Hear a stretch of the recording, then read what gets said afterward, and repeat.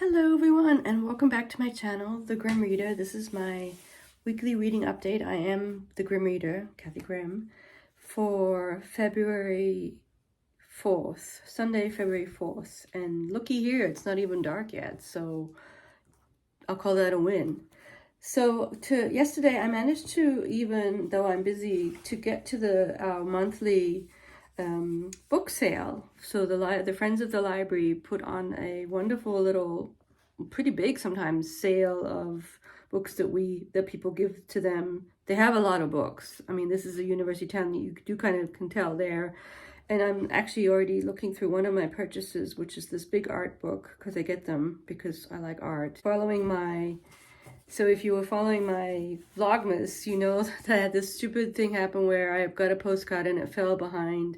It fell in a way that I could not retrieve it. And so now I have, from this $2 book that I got, a nice, it's a bit faded. The pictures in here are a little faded, but I have a nice bigger print of it. And it's the kind of book where it's not even, you know, that'll come off fairly easily if I wanted to. The little description of it is really strange. This here, which I won't go into great detail, edited by someone called Rockwool Kent. And he says terribly mean things about the painting being derivative and not worthy of Holbein. And let us be cautious and in regard to the ambassadors, admit it to be unworthy of a master painter's hand.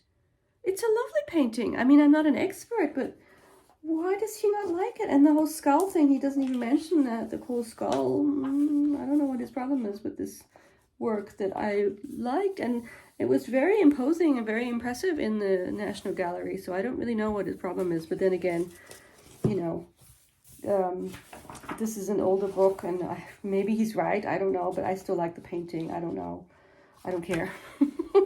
Yeah, it's just one of these big books for $2 full of prints. It's all prints and it's all kinds of things here. For example, people who know Stoner, one of the editions, I think the New York Review of Books version has this cover, and it's Eames, who's also a painter that I like, Thomas Eames.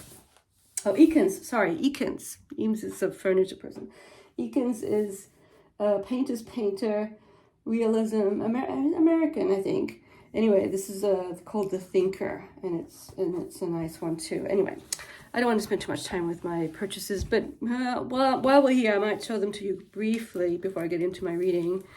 I tried to rein it in because, you know, they're there every month, and, you know, I do have enough books. It's not really, but anyway, what I got was this shorter novel by Enad. Now, Enad has been on my radar since he wrote Compass, and now I know that between the covers, the David Naiman's podcast, one of the most recent episodes is Enad, and I haven't had a chance to listen to it yet.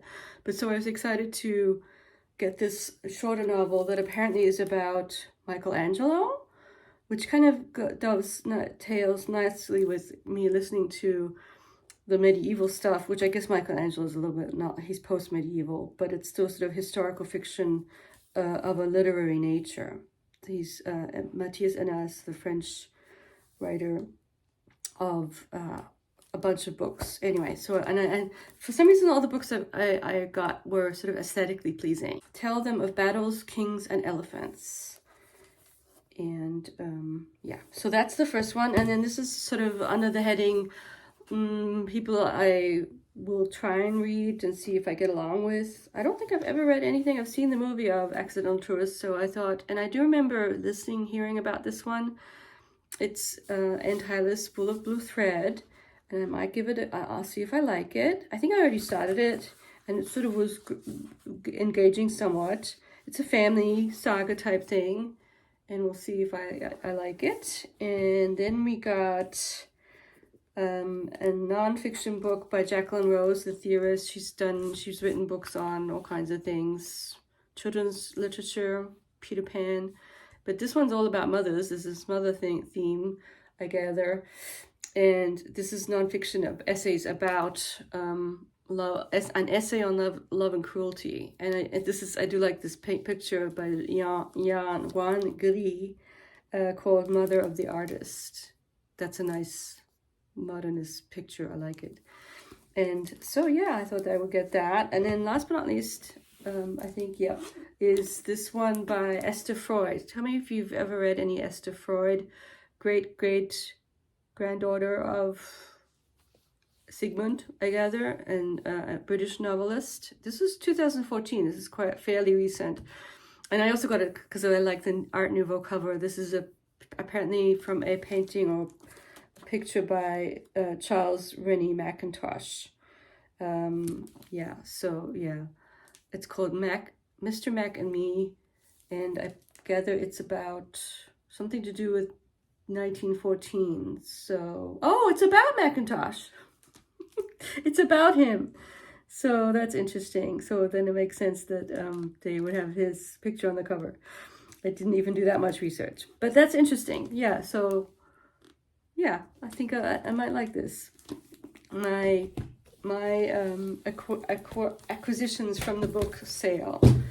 Moving on to reading. So I've had to sort of step back from the Briggs read along just for busyness and kind of want to do my own thing.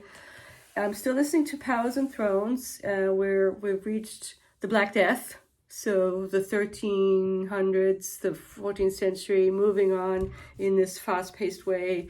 We've had chapters about builders, so cathedrals and castles. He talked a lot about castles, and that was all quite interesting. It is sort of, because I'm just listening to it and not really taking notes, it's kind of, not a lot of it is sticking with me, but it's a pleasant listen, but it's nonfiction and it's history, so it's sort of, I'm not as gripped by it all, even though it's quite well done. And I'm kind of waiting. I kind of want it to be over so I can go back to, a trollop or something. I might listen to a trollop. There are some shorter trollops on my Audible that I can get for free. So, yeah. And my main new read for the week that I've started I wanted to go back to so I collect the Virago Modern Classics, the women's writing, and this is apparently the first one. Now I was doing research, so this is Frosting Me by Antonia White, but I was doing research as to why doesn't it have the green, and so apparently this is the dial press, so this is the American version. It's the same, it's connected to the Virago Classics, but does it ever say that it is a Virago Classic? It just says the dial press. And so there's a bunch of black, with the black color around the painting and not the green. And I do prefer the green, and you can get the green, but it's okay. So, but apparently this is the first one. So this is number one, and it's on my shelf, and I wanted to read it. And so this is published in 1933. It's autofiction. So, her name is Antonia White, and the main lady in the story, young girl, is Nanda Gray. And it's published in 1933, but it takes place further back. So she's born, I don't know, let's just say in 1908 is when she's going to school, in 1899. So early 20th century, so even before the First World War. And she's of a family who's recently converted to Catholicism somewhere in England, Age of London, it says here. And she gets carted off to boarding school, as a lot of children were. And hers is a very, very Catholic boarding school. The, what's it called? It's sort of pre-convent school. The Convent of the Five Wounds. And sort of the most desirable thing that can happen to them is that they become nuns, and so there's already this tension in this. She's about 10 or 11. She doesn't want to be a nun, and she's also, they make at least at the beginning quite a big deal of the fact that she's a recent convert to Catholicism. So her family, she's not sort of, and so basically it's giving us a pretty detailed look into what it means to be a young student in a Catholic boarding school, and one that prides itself on being ultra Catholic. And it's interesting where does Catholicism fall in England. We think of Brideshead and all that good stuff, but so, and I know from the little bit of autobiographical stuff that I've read that it's not going to go well for poor Nanda. It didn't go well for Antonia, terrible things happen. And she's a very interesting woman and writer. She dealt with mental health issues her whole life. And so I'm trying to think if I should talk about what I've read so far. I've read about 70 pages. And so I'm coming at it as a firm, sort of basically an atheist, someone who's interested in religion, but from a sort of cultural standpoint. And so, but also who's someone who's very much on the periphery, on the outside of it, a sort of a non-believer kind of take on it all.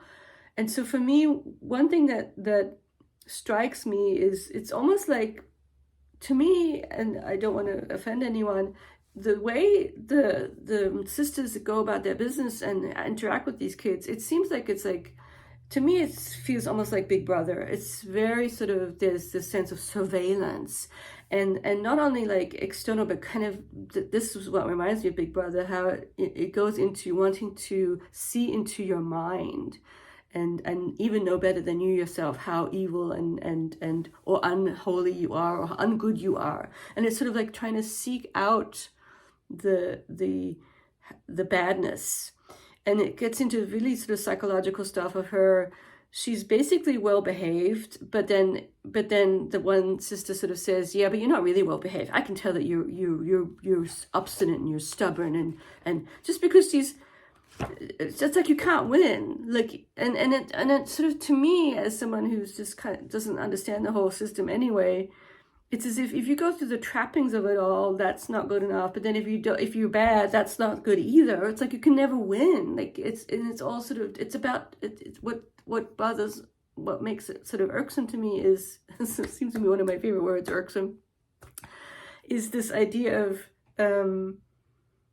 what's the word? Trying to trap people into like doing the wrong thing, as opposed to just trying to help people. It's like, I don't know, I find that kind of unhealthy and toxic. And yeah, so, and it doesn't really allow for any sort of open dialogue or openness or honesty. It seems to encourage a certain type of watching over other people, kind of, what's the word here, when you report on other people, like you spying on other people and seeing that they're doing the wrong thing and then reporting on it. But also a kind of hypocrisy. I don't know, it's hard to explain. Anyway, so, and I think we're supposed to think that just in reading this. It's interesting to compare this to Dorothy Richardson's autofiction, which is more stream of consciousness, a little bit more modern. And with her, you get the sense that the main protagonist has these ways of creating spaces of where she can be free in her own mind, at least, whereas our young protagonist here is just kind of not able to do that, or she's just too young to do that, and she's not being helped at all.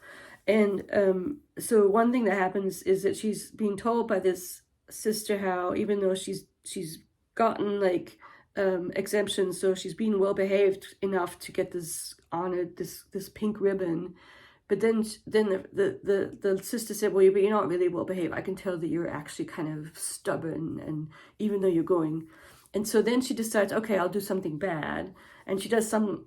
She transgresses in some minor way. I mean, she does something, and then what happens is that all the pupils in the school who kind of were sort of not paying attention to her, or not sort of talking to her, even, they start talking to her. Like she wins with them at the same time that she loses out on being given this ribbon. So, and she sort of, that's a sort of a moment of, aha, okay, now I see how things work around here. The fellow students are kind of, it's sort of, this type of system, perhaps in any kind of situation, does promote the sort of us against them mentality of the kids kind of having their own hierarchies of what they think is cool, or at least interesting behavior, as opposed to what's good behavior. And it's really, the writing is very smooth and very sort of it's sort of not obviously poetic or lyrical, but it's really good. It's really strong writing. And her claim to fame, then, I am kind of interested in this too, because the whole mother-daughter thing, her daughter, Susan Chitty, will sort of write it in her own right, wrote a very, very negative biography of her mother, called and now let me talk about my mother, or something like that. So much so that her sister took her, people took her to court. It was called a literary assassination of her own mother, and how awful. Apparently she was neglectful. Antonia was neglectful. Just these really complicated dynamics that often exist between mothers and daughters. And also, Antonia did have mental health issues. She was, she had to go away. And so I think that's part of, I don't know what's going on there with the daughter. I don't know. And I am kind of interested in the negative mommy dearest type biography of the mother. So very interesting, complicated British women of the 20th century. And I like it. I really am enjoying it, even though it seems kind of like, why are you enjoying this? I am. And I think that's about it. I don't have that much else to report. I'm kind of, the sun's sort of glaring a little bit. I hope everyone's doing well. And I really liked the interaction of you telling me what you were reading. And I was trying to think about what to ask you for this week. I continue telling me what you're reading. I do like to hear about that. And then maybe one question I could ask is whether you listen to books, and if you're listening to something, what are you listening to? And also maybe TVs. Let's just go with the television. We're enjoying True Detective on HBO, and also The Crown. We're still watching The Crown. So tell me if you're watching something fun or interesting, and I will report back next week. Hope you're all doing well. Bye.